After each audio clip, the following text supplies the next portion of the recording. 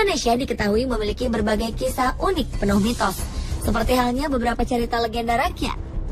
Dari beberapa cerita yang beredar, di Indonesia tersebar beberapa batu yang memiliki kisah dan mitos sendiri. Yang paling terkenal tentu saja kisah mengenai sebuah batu yang menyerupai manusia tertelungkup di tanah di pantai air manis, Padang, Sumatera Barat. Menurut masyarakat sekitar, diyakini batu ini sebagai malin kundang yang telah dikutuk oleh ibunya untuk menjadi batu karena bersikap durhaka. Sudah pasti kebenaran legenda ini masih diragukan, apakah nyata atau tidak. Selain batu malin kundang, di Indonesia juga terdapat beberapa batu yang konon dipercaya dapat memberikan petunjuk bagi mereka yang percaya. Permintaan mereka niscaya terkabulkan jika berhasil melewati berbagai persyaratan. Sebut saja batu bobot. Batu di kawasan Merapen, Jawa Tengah ini adalah batu yang dikeramatkan oleh warga setempat. Masyarakat meyakini batu ini dapat mengabulkan permintaan. Syaratnya, saat hendak mengangkat batu seberat 20 kg ini, setiap orang harus dalam posisi duduk. Jika ia kuat mengangkat batu itu, konon segala permintaan orang ini akan terkabulkan. Demi menjaga batu bobot ini tetap utuh, warga setempat mengikatnya dengan sebuah tali. Ya, ini dilakukan karena dahulu batu ini telah pecah. Dan untuk menjaga kekeramatannya, sebagian warga menaburkan bunga di sekitar batu bobot. Menurut cerita legenda, kawasan Merapen merupakan peninggalan sejarah Sunan Kalijaga pada abad ke-15. Batu bobot merupakan batu peninggalan Sunan Kalijaga yang sengaja ditinggal karena memiliki bobot yang berat. Pada dasarnya, batu bobot adalah sebuah batu biasa dengan keunikan tampilan dan bobot yang cukup berat. Dan batu ini dipercaya sebagian orang dapat mengabulkan semua permintaan.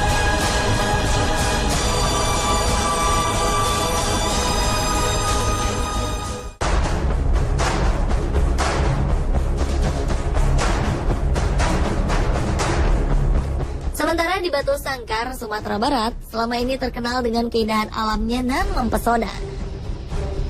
Selain itu, ternyata ada juga satu ciri khas negeri di ranah Minang ini, yaitu batu angke-angke, yaitu batu istimewa yang konon kerap berubah-ubah beratnya. Batu angke-angke ini berada di sebuah rumah gadang keturunan Datua Bandarokayo di Nagari Tanjuang, Kecamatan Sunggayang, Kabupaten Tanah Datar, Batu Sangkar.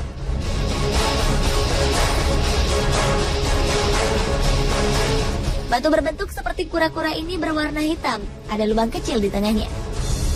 Selain itu, terdapat tulisan lafaz Allah dan Muhammad di permukaannya yang berwarna tembaga. Masyarakat Sunggayang menyebut batu ini dengan nama batu angke-angke. Kabarnya batu ini dipercaya oleh masyarakat sekitar memiliki kekuatan gaib yang mampu beramal nasib seseorang.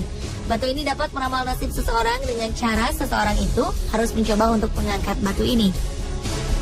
Jika batu ini dapat terangkat oleh seseorang dengan punya niat akan sesuatu, maka pertanda niatnya itu akan kesampaian atau terkabul.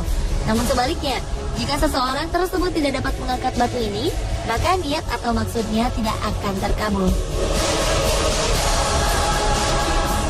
Menurut penjaga batu angke-angke yang merupakan keturunan Datua Bandarokayo ke-9, batu ini pertama kali ditemukan oleh Datua Bandarokayo ketika akan memancang tiang rumah.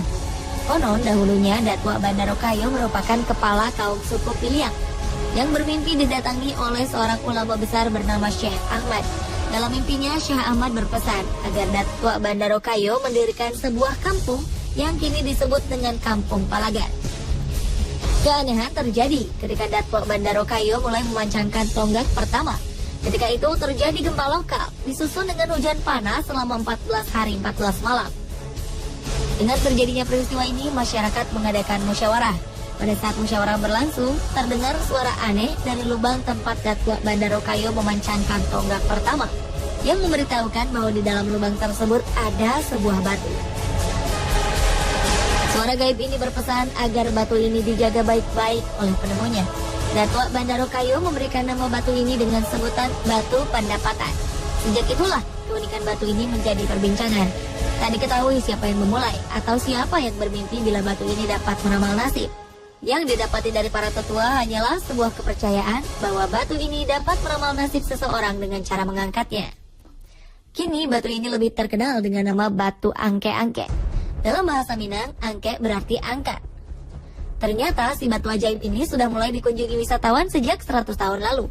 Dan selama itu pula 7 generasi telah menjaga peninggalan sejarah unik ini. Namun ditegaskan bila batu ini bukanlah sesuatu yang dapat mengabulkan keinginan seseorang, melainkan hanyalah sebuah pertanda. Caranya itu ya masa minta pada sama batu. Kalau minta sama batu kita itulah sirik.